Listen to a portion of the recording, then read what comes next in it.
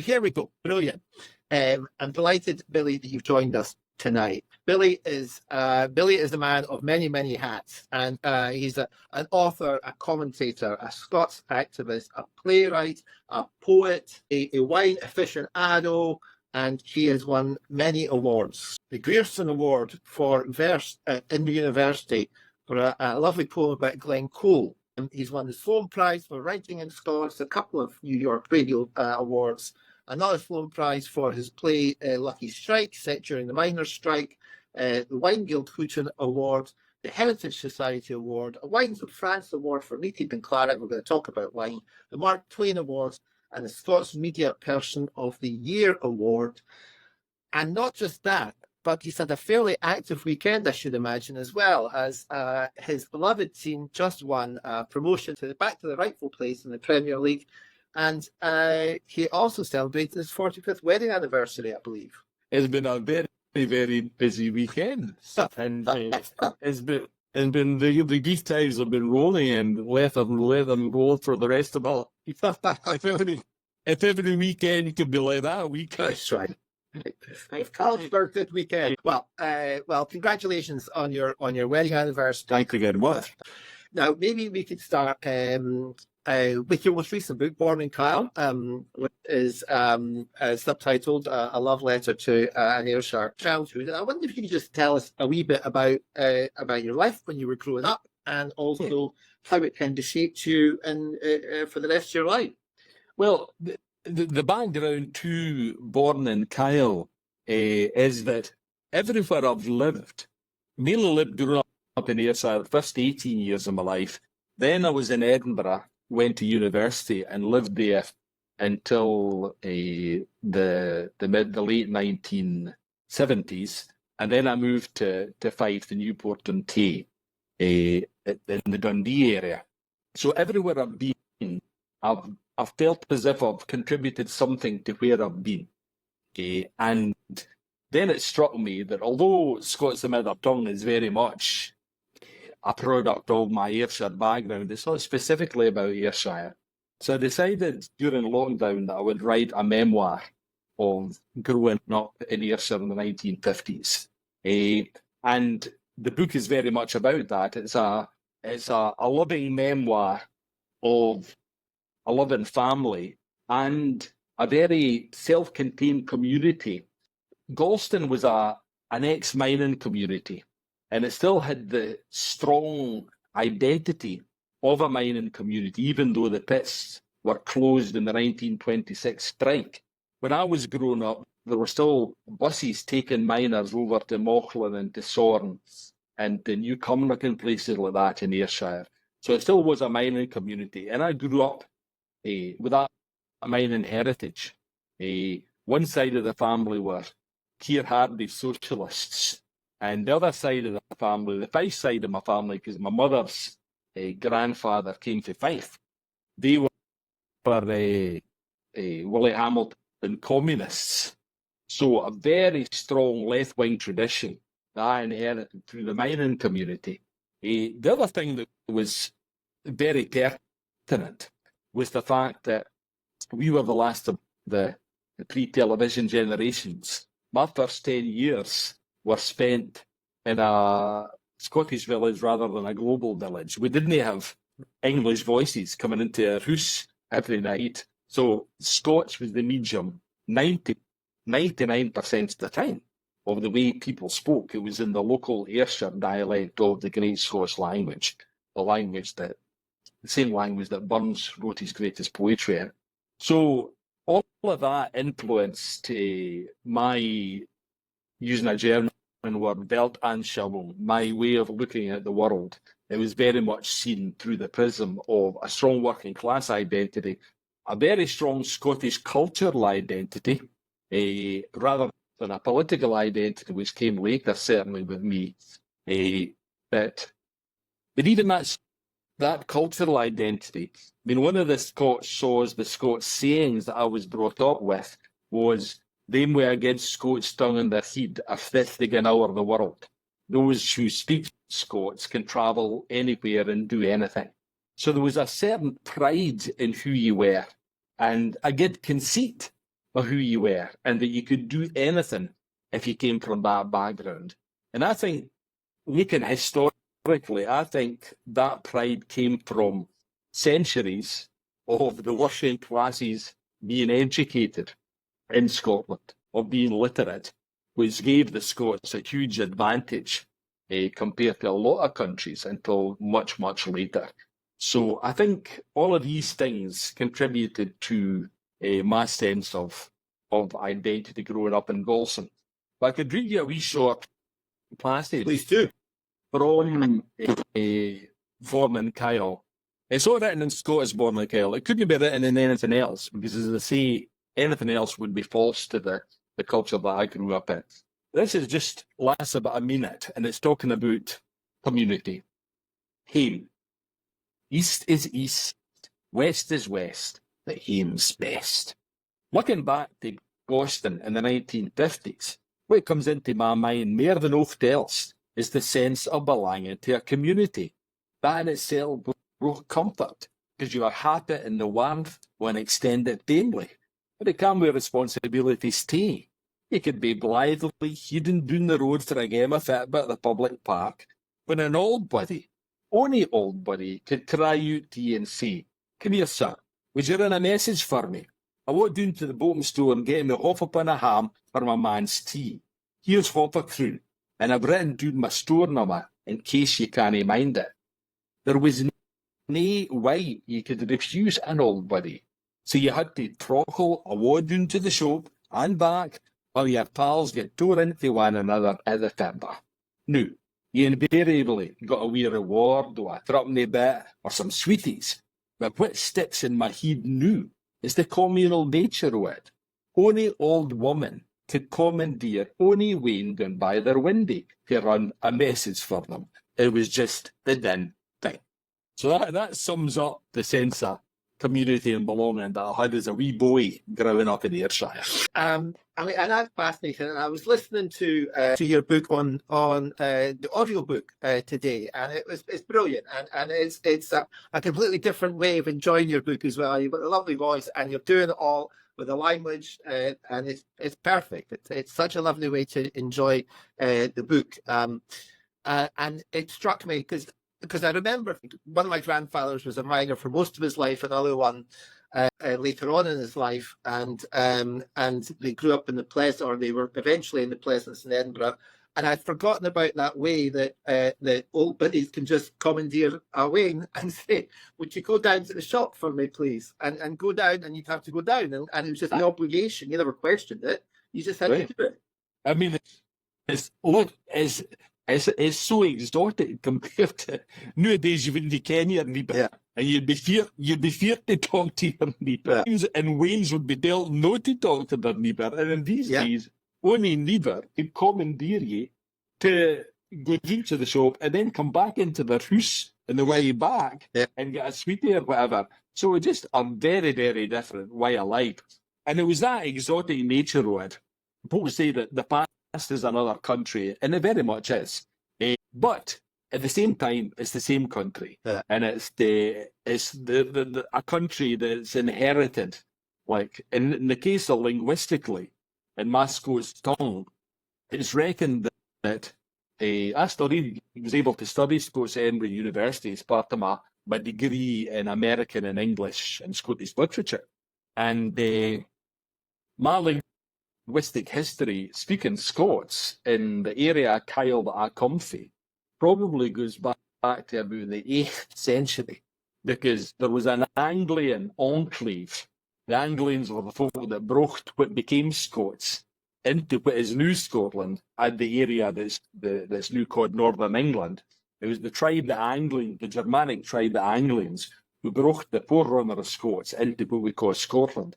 And although they were based in the Lothians in the east of the country, they moved west and had an enclave in Kyle. My home town is Gostown, and it's got the twa place name elements, so the twa old languages, twa of the three old languages of Scotland. Gaul is from the Gaelic Gaul, a foreigner. Ayrshire Gaul is the Hebrides, the foreign islands, and Toon is an enclosure.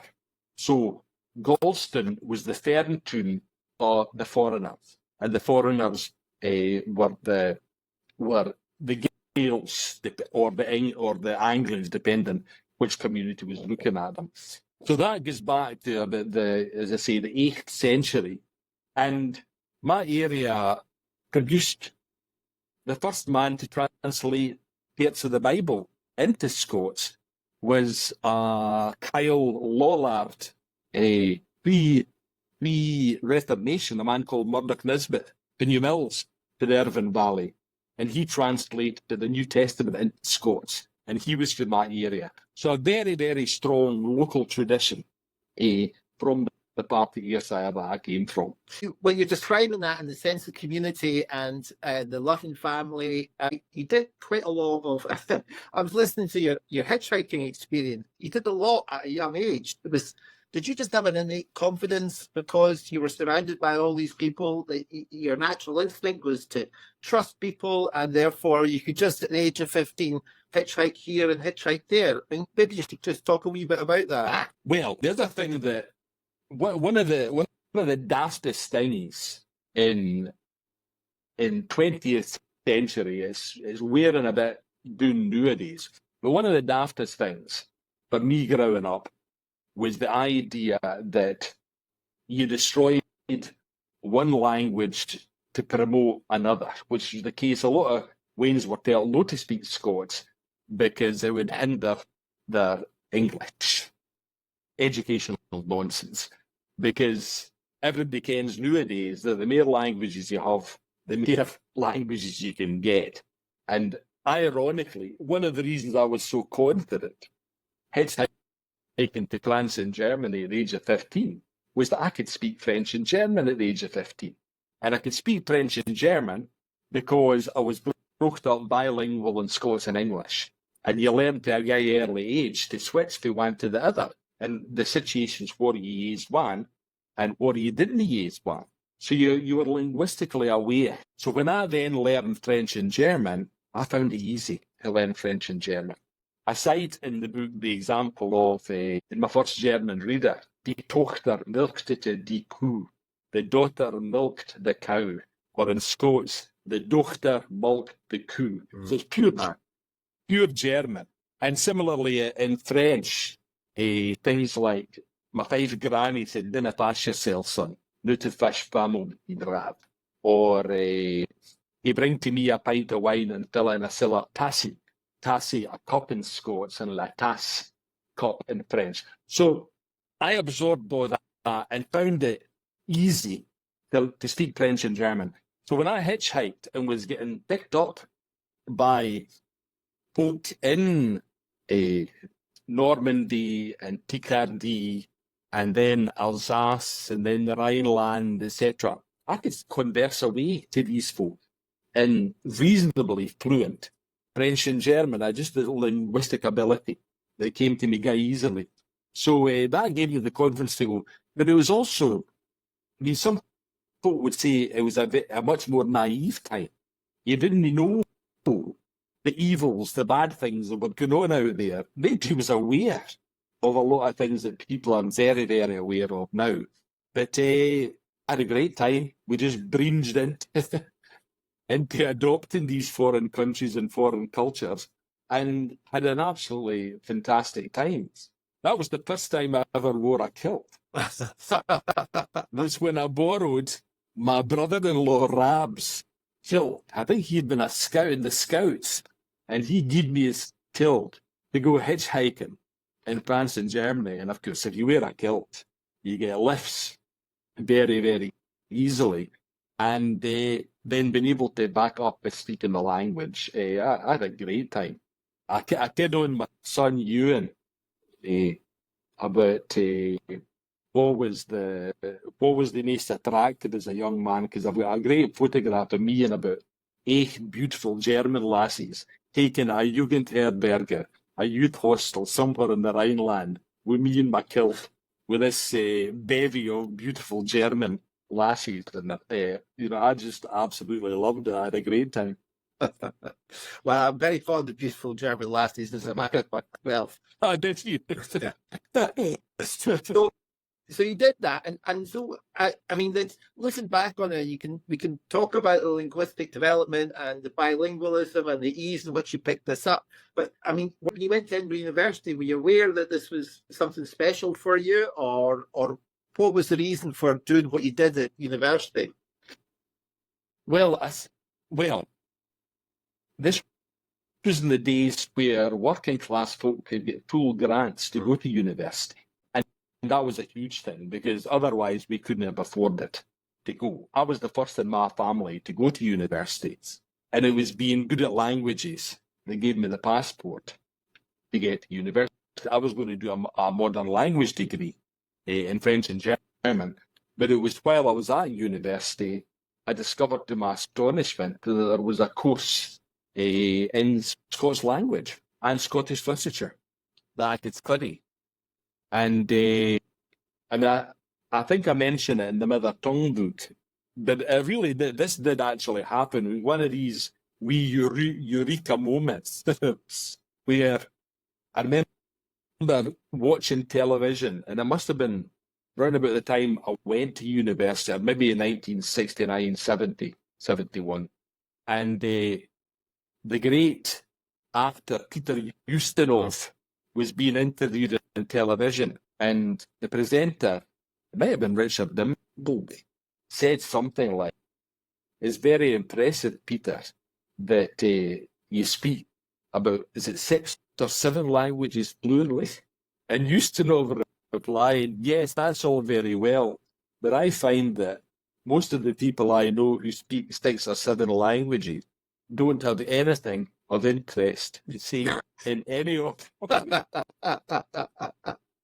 And that literally smacked me in the puss at the time, because there was I, vaunting and proud that I could speak French and German, but what did I ken about being a Scot? I mean, I compared to the oral tradition and the songs, which were very strong in the Burns country where I grew up, compared to that, I didn't know any Scottish history. I didn't know anything out with the oral tradition. And I was somebody who just had a natural feeling towards that. So I switched from doing a modern language degree to doing an English degree. That's what it was called, English Language and Literature, but mainly taking the Scottish, American, and English options that were available. There were roughly a third of each. And that gave me a knowledge of my own cultural history. Huh. And coming from Ayrshire, Covenanting country, it gave me the proselytising zeal, if you like, to go back and tell folk that hadn't even received that kind of education what they'd missed out on, and why they should be hell of a proud of the country and the culture that they come from.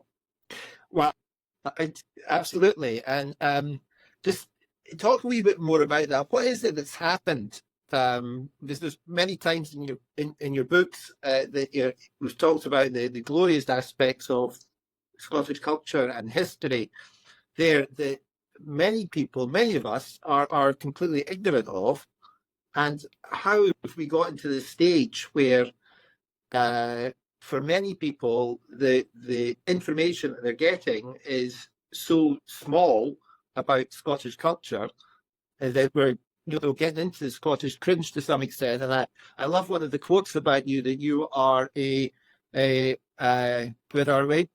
You're a demolisher of the Scottish cringe. Well, that I wouldn't mind that in my grave, in my heat, because the Scottish cringe is ridiculous. But it comes out of centuries of... Now, a lot of folk don't like the word colonialism related to Scotland. People get on their high horses. How can you be a colony when you also colonise the world through the British Empire? And yeah, we weren't a colony as far as that's concerned, but we became a kind of a cultural colony. We had an upper class that realised very soon after even the court moved to London, and then an upper middle class after the an aristocracy, certainly when the Parliament became subsumed in the British Parliament, people realised that to get on in the world, then they had to acquire English, and they had to acquire English culture to make it in that market, and that's fine. But you didn't have to ditch your Scottishness at the same time. You could have been both. And that's the tragedy, that a lot of people felt that they had to lose something to gain something else. And again, historically, that's just nonsense. You could have been proudly Scottish and you could have made it in British society. And interestingly, there's a lot of people in the 19th century in Scotland that in a way, in the early 20th century, that did manage to straddle both of these horses, if you like.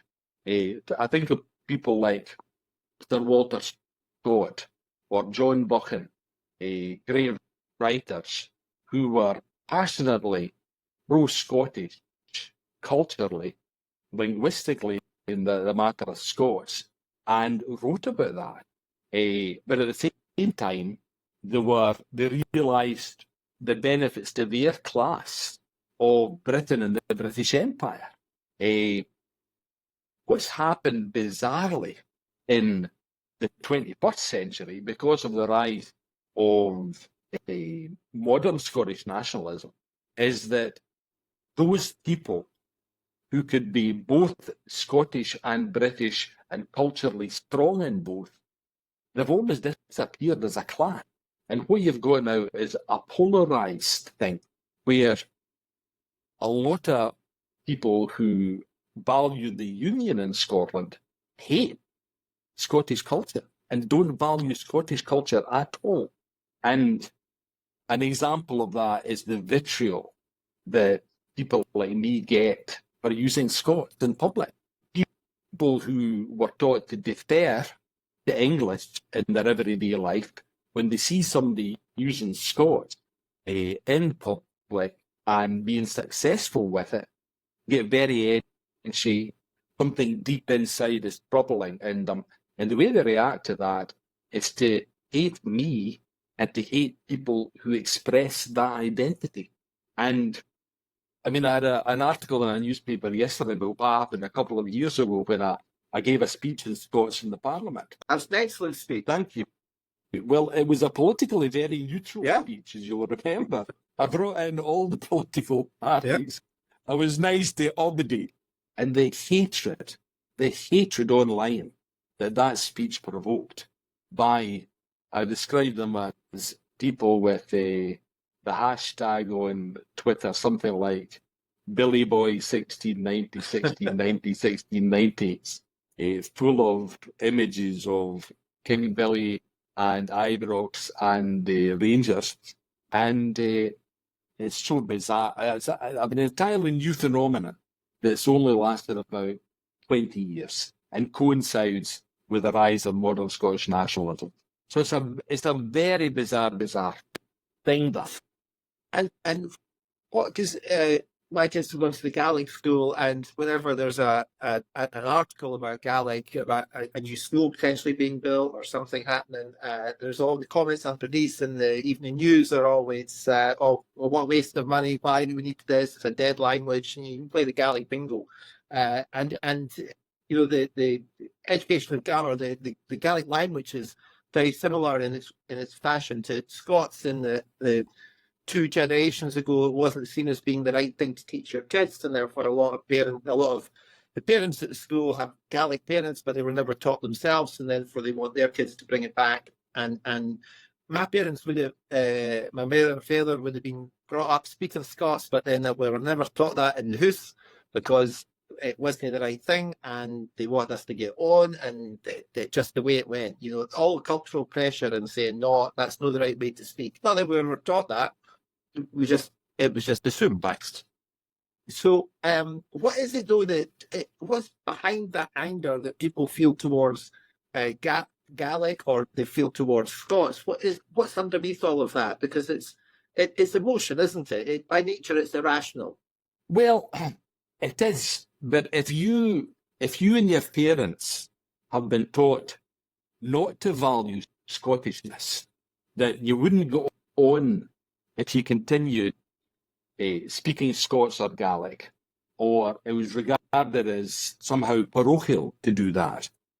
And then suddenly, in this generation, people are saying, no, actually, you should value your cultural heritage, and these languages preserve Bert Anselm, a way of looking at the world that's totally different from any other language, and it's the language of a great literature and a great song tradition. In the case of Scots, a literature with a 700-year pedigree that produced some of the greatest poetry in medieval Europe in the work of the Makars before the Reformation. If suddenly you're being told that, but at the same time you've been told by your parents not to speak that way, you've been told by your teachers that it'll not get on, and you've got generations of that, then it produces the Scottish cringe, the embarrassment of being Scottish, and it produces this new phenomenon of self-hatred, I call it, of hating anything that reminds you of your identity. So it's a very, very strange phenomenon. And people from out with Scotland who recognise Scotland as a very unique place in the world with a unique culture and a unique identity are astonished by it. And I certainly are astonished by that vitriolic reaction to a Scottish culture that you get in a small but vociferous section of Scottish society. What I want to do this a bit later, but since we're here now, what's the way out of this? How do we come to terms in a comfortable way? Education. Cultural colonialism exists in Scotland, and we have to recognise that. When the Spanish state got rid of Franco, people in Catalonia and the Basque Country and Galicia began to promote their own languages, and very successfully, especially in the case of Catalonia, which has the same relationship to Spanish as Scots has to English. But the Catalans, I remember I did a series called Europe of 100 Tongues at that time, and the Catalans had a phrase which was the slave mentality. And they said it'll take us about 3 generations to get rid of the slave mentality. And it was the mentality of people who were told that speaking Catalan was like dogs barking in the street. We had a similar thing, and I don't think it would take us 3 generations, but it might take big political change for it to happen. It shouldn't be the case, because languages should be unpolitical, but I'm afraid today they are quite political because of that history of colonialism that we mentioned. I mean, it goes back, the cringe goes back a long, long time. There's a couple of stories in Scots, the Mither tongue, which is also available in an audiobook. You can hear me telling the story of the history of the language and hear me reading extracts from the language at different periods of time. There are a couple of anecdotes from the 18th century about Scottish cringe. One was the meeting of James Boswell, the great biographer of Dr. Johnson. And Dr. Johnson was an infamous Scotophobe. London was trying with Scots in the make, and he hated it. He wanted rid of them. And Boswell was an admirer of him and was very aware that Dr. Johnson didn't like people from Scotland. So he told the guy who was introducing him, whatever you do, don't tell him where I come from. And to wind him up, the chap who introduced him said, "This is Mr. James Boswell, who comes from Scotland." And Boswell, initially flustered, said, "Well, I do indeed come from Scotland, but I cannot help it." And Dr. Johnson said something like, "Oh, that's something that a great many of your countrymen cannot help." And that was the beginning of the Scottish cringe, the Scottish sook, people feeling that they had to ingratiate themselves and stop being themselves to be accepted by Ames in the earth like Dr. Johnson, and it should never have happened. But then another story from the same period of somebody who reacted against that was a man called John Clerk of Pennycook, young aristocrat, who was a lawyer. Lawyers and judges continued speaking Scots right until the end of the 19th century in Edinburgh. John Clerk had an appeal case in the House of Lords. Scots appeal cases were heard in the House of Lords in the 18th century. And it was an appeal regarding a dispute over land beside a burn, beside some water. And Clerk would say, my client has rooked their hounds aside this water for 500 years, and the neighbours trying to steal it fair. And you refer to the water this and the water that. An English judge who was presiding eventually said, very condescendingly, Mr. Clerk, in Scotland, do you spell water with 2 T's? And Clerk thought for a minute and said, no, my lord, but we spell manners with 4 N's. To fix it.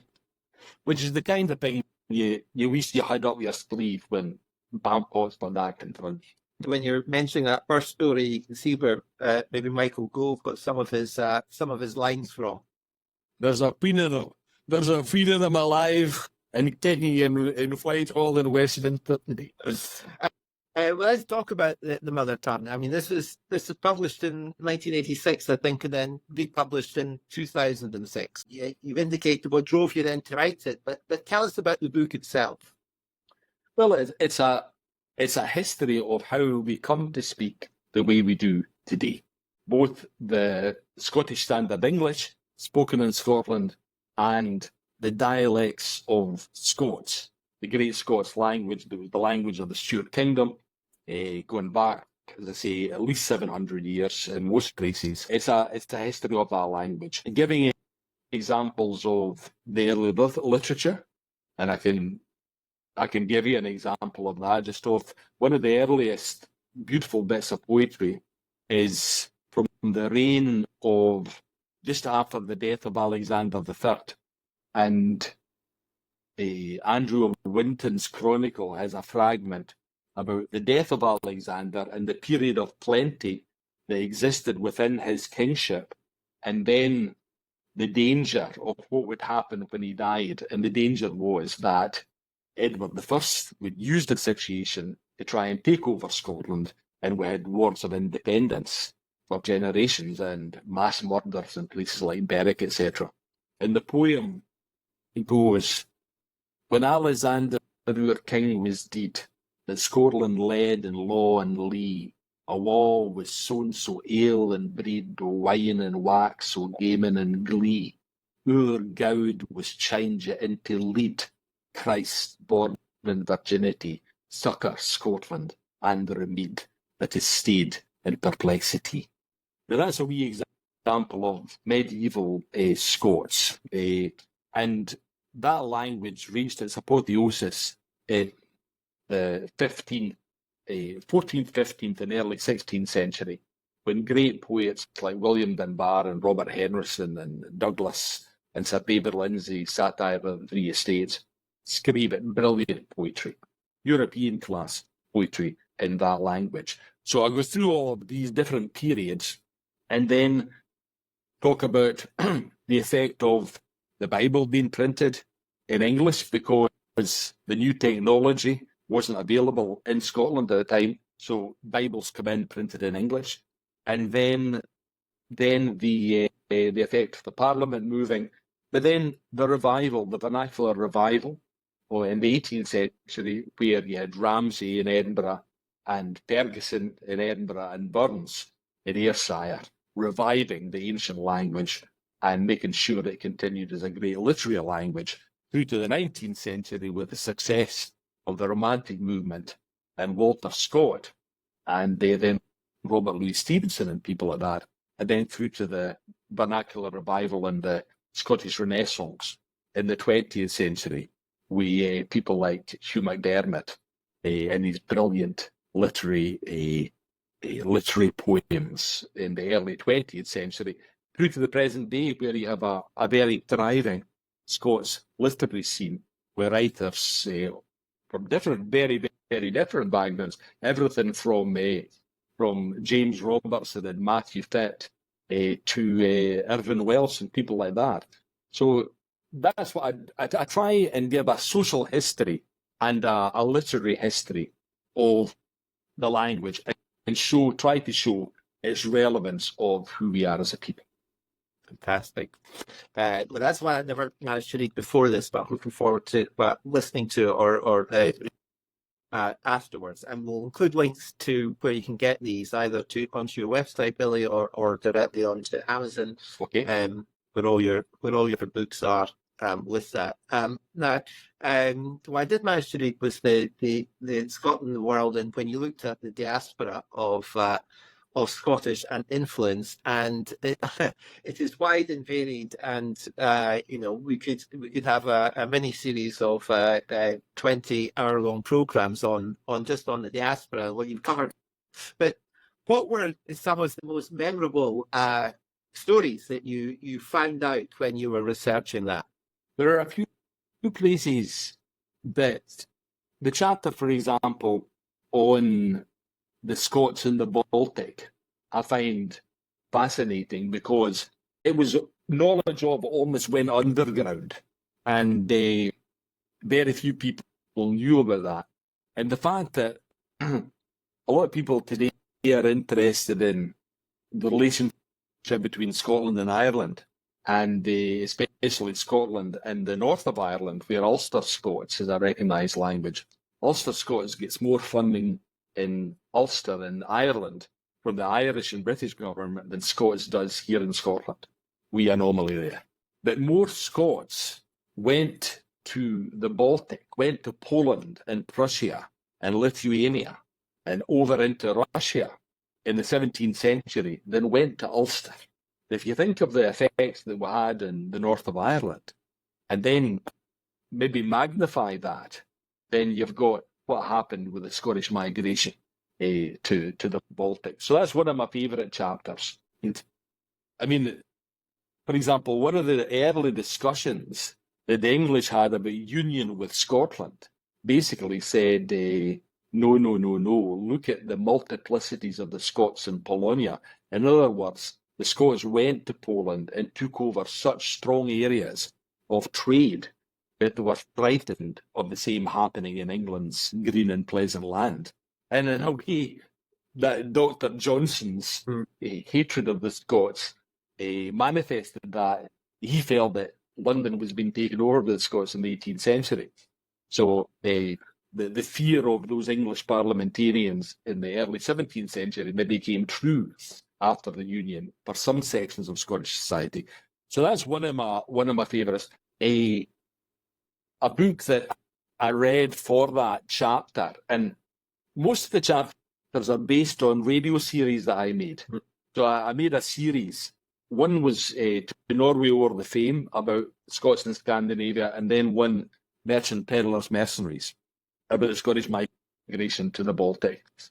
And absolutely fascinating material. And one of the people who wrote about that was our first travel writer, called Sir William Lithgow, better kent in Lanark as Lugless Wool, because his lugs were cut it off by the irate brother of a lassie they had a relationship with when he was a young man. And the story is that, and that's true, he was called Lugless Wool. I discovered a second Lugless Scot in Poland at the same time, so they must have thought we were a guy's strange and race. But supposedly later in life, somebody said, well, it must have been Guy Sayer. What happened to your lungs being cut it off? And Wall is supposed to have said, it could have been a lot worse. So Wall describes meeting gallant rich merchants, my countrymen, all over Gdansk, Königsberg, and Vilnius, and all these places. And there were 12 branches of an organisation called the Scottish Brotherhood in all the major major cities, which were an ethnic mix of German and Polish, because the towns were mainly Germans and the countryside was mainly Polish. And what the Scots did was the wealthy merchants in cities like Gdansk, Danzig, gave peddlers packs to the boys who come over from Leith and Dundee and Aberdeen, and they sent them into the Polish hinterland, and they sold directly to the people on the land. The word for a peddler in Polish and German was the same word as a Scot. The word Scot. You had the wealthy Scots giving gear to the young Scots who went out and sold stuff in the countryside. And I don't know if your wife knows this on a phrase, but there was a medieval or a 17th century saying in German, which was used to frighten children if they were being too raucous or they needed discipline. It was, "Warte, bis der Storte kommt." You wait till the Scot comes and gets you. Wait till the Scot comes and takes you away. So that was how ubiquitous the Scots peddlers were at that time. Yeah, she used to say to her kids every night.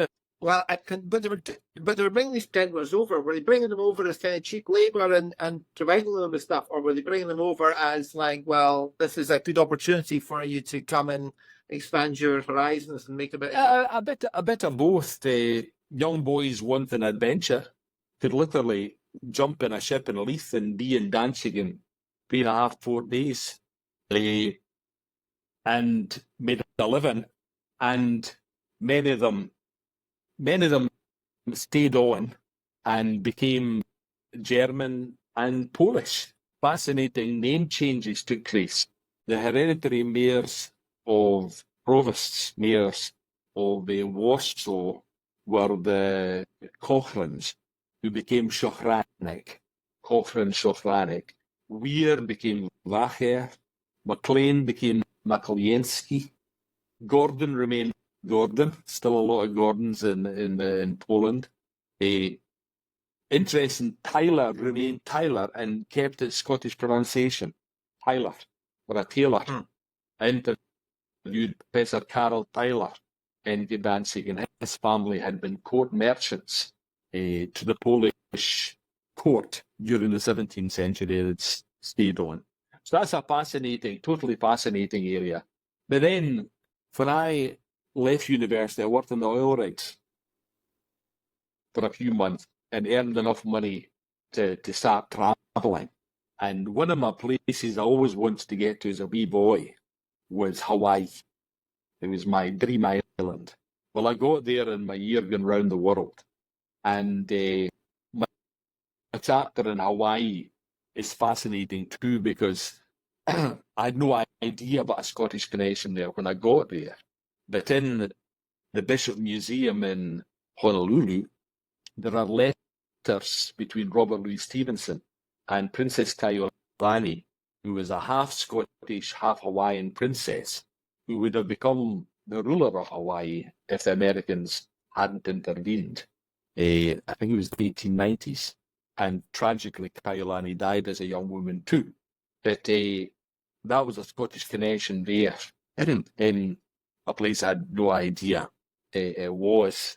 And another connection there, I did a tweet about this amazing character a few weeks ago. When I was there, there's a good story about my arrival in Hawaii, where my pal that I was with, we were about 23 years old at the time, me and Bill, and we arrived there with no onward ticket, and we wanted visas to be able to stay and work in the United States as long as possible.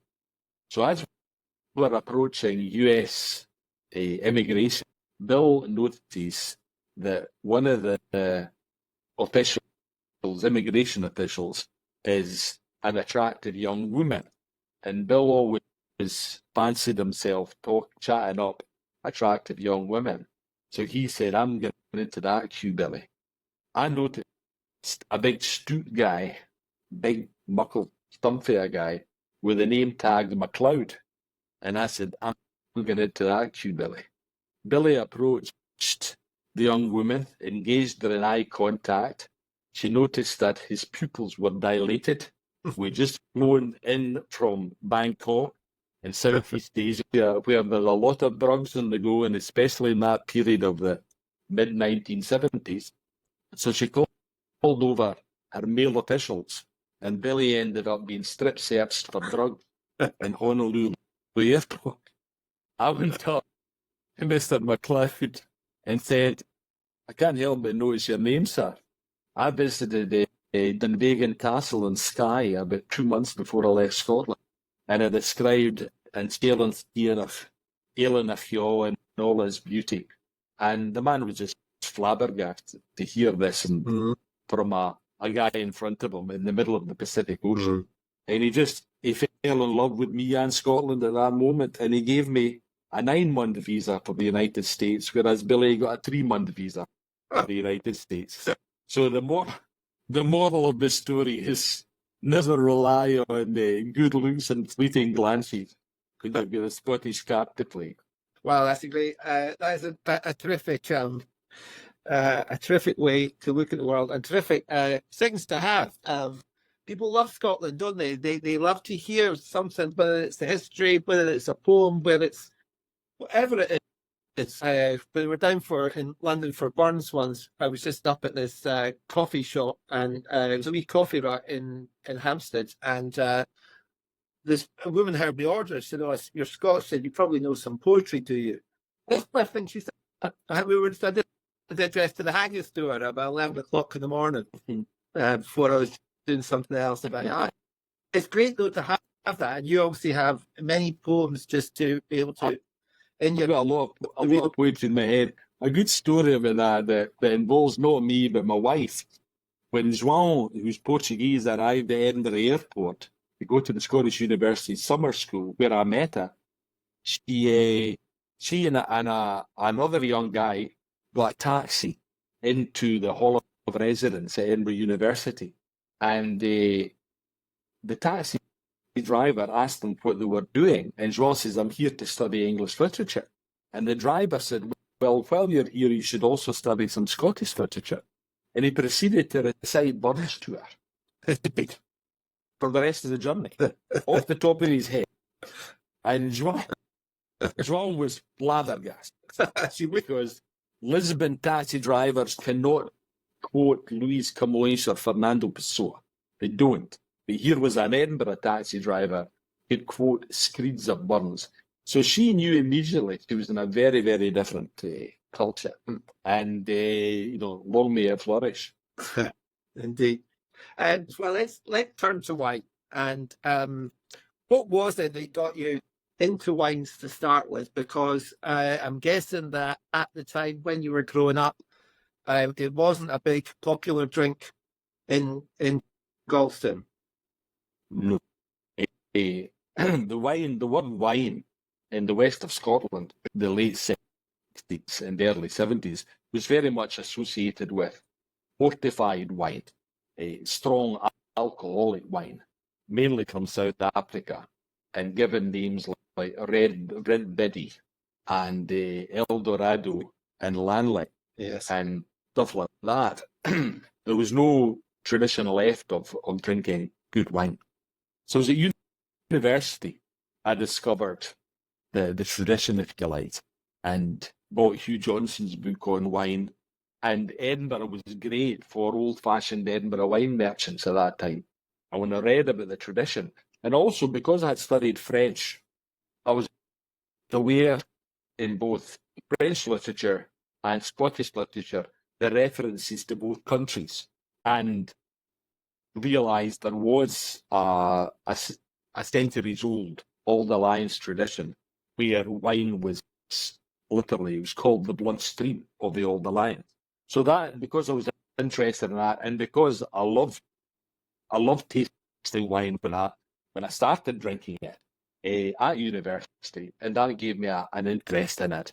And eventually, when I joined the BBC, I proposed a programme called Claret and Edinburgh, and the BBC took it, and a wonderful summer of 1982, I drove from Edinburgh. I lived in Edinburgh at that time, down to Bordeaux or Pauillac, where I met the Johnston family, and eventually I became the godfather of William Johnston, wee Willie Johnston, who's the son of a claret merchant going back 300 years from Dumfriesshire in Bordeaux. So I recorded the programme and visited Chateau Lafite and had lunch at Chateau Lafite and various great wineries. And then I drove down to Valladolid, where I made a programme about the Colegio Real dos Escoceses, the Royal Scots College, the Catholic seminary that had been there since the Reformation in Valladolid. And then I drove down to Malaga and Seville, where I joined the Tartan Army for the World Cup in that part of the world. And saw the great games against Brazil and New Zealand and the fight of Russia and that World Cup. So it was. Then I joined my wife up in Portugal for a rest. So that was a good summer too. That was brilliant. And in your book, you have I don't know if you can remember that one, but the woman who ran Bollinger, she had a lovely quote about when she drinks champagne. Yes, I don't have that one in my head, but the story is interesting. Madame Lily de Lauriston. Most people will know about Lauriston Castle in Edinburgh. Well, the Lauriston family, John Law of Lauriston, went to France when he got into trouble in Britain. I think he got into a brawl, and I think someone died in the brawl. And he went to France, and as a young Scot in the make, he rose dramatically and became Comptroller Général de la France, a very high political position in France. And he was the man who convinced the French to move into Louisiana, the Louisiana Purchase. And Billy, what is this? This is the 17. This is from memory, late 17th, early 18th century. Yeah. Mainly, I think it would be early 18th century. I haven't read that story for a while. But he also brought his brother James over. And Law of Lauriston, John Law's demise was almost as dramatic as his rise. And he had to leave France in a hurry because he almost bankrupted the country eventually. But his brother James stayed on and survived the revolution when a lot of aristocrats were having their heads chopped off. He literally kept his head down, and the de Lauriston family had land in Champagne. And Madame Lily de Lauriston, the daughter of the Lauriston family, around about the 1920s, 30s and 40s, married Jacques Bollinger, one of the great Champagne houses. And Jacques died, and Madame Lily looked after the Bollinger house during the Second World War, and then built up the brand after the war. And she was regarded as one of the great ladies of Champagne. And the book by Cyril Ray about her emphasises her strong Scottish character. And the quote goes something like, I don't drink it unless I'm thirsty. I trifle with it over dinner. I rarely drink it after dinner unless, again, I'm thirsty. And she just goes on. She basically says that champagne is a drink that you can drink at any time, and you should drink it at any time. It's a great quote from her. Yeah. Just fantastic. Well, that's brilliant. Well, Billy, thank you very much for your time. We could talk forever like that, but thank you very much for your time today. It's been an absolute pleasure, as I knew it would be. We'll include links to where people can get your books. They're a great read, but it's also very nice to hear Billy's voice when he's reading them out on the Audible or whichever player you have. So thanks very much. Congratulations again on your wonderful weekend, and I hope the rest of the next 100 years is exactly the same. Thanks very much. It was a pleasure. Cheers. Cheers, Billy. Good night. Good night. And if you're looking for a great night out in London, then head over to the Ceilidh Club for 3 hours of dancing to a live band and collar. No experience necessary. Thanks again, and lang may your lumrig.